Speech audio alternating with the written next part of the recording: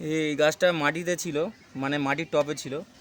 মাটির টব প্রচণ্ড ভারী, এমনিতেই এত ভারী, আবার এর মধ্যে মাটি ভাগটা বেশি ছিল, ওই জন্য আমি এটাকে রিপোর্ট করলাম। মানে নিয়ে আপাতত এটা হচ্ছে গোল্ডেন সুচিত্রা সেন, নতুন গাছ।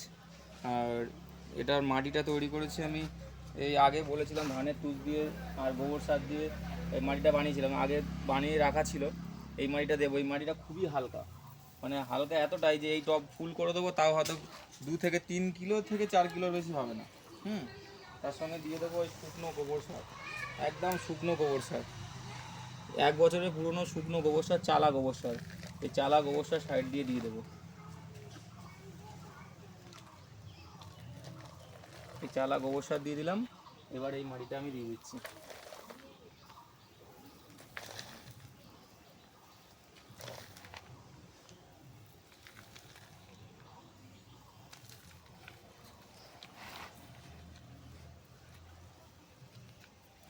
গাছটাকে আমি পুরো ঢোকালাম না, আমি শিকড়ের একটু, সব গাছে একটু শিকড় পছন্দ করি।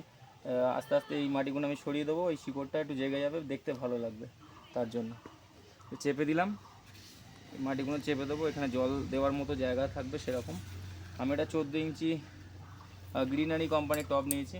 এই টবগুলো খারাপ হয় না মোটামুটি, জানি না, তবে আমার তো 2 বছর হয়ে গেছে, কিছু হয়নি। ওরা তো বলে যে 4-5 বছরও কিছু হবে না। ঠিক আছে, এই গাছটা আপাতত জল দিয়ে দেবো, খুবই হালকা, একদম হালকা, 3 থেকে 3 কেজি মতো হবে। কিন্তু এতে যেটা ছিল সেটা যত কমই হোক, একটু মাটির ভাগ বেশি ছিল, তা আমার মনে হয় তাও 10 কিলোর ওপরে ছিল, সেখানে 3 থেকে 4 কিলো। তাই জন্য আমি প্লাস্টিক সব মাটির টব চেঞ্জ করে আমি প্লাস্টিক টবই লাগাচ্ছি, কারণ ছাদের ওয়েট বেশি হয়ে যাচ্ছে তার জন্য। আর প্লাস্টিক টবে খারাপ বলে কিছু না, ড্রেনেজ সিস্টেম বরঞ্চ এই মাটির টবের থেকে ভালো, কারণ অনেক কটা ছিদ্র আছে, আর এটাতে অনেক ছিদ্র নেই, তার জন্য আমি প্লাস্টিক টব ব্যবহার করছি। Reporting complete. এবার এটা জল দিয়ে দেবো, জল দিয়ে ছাদে রেখে দেবো।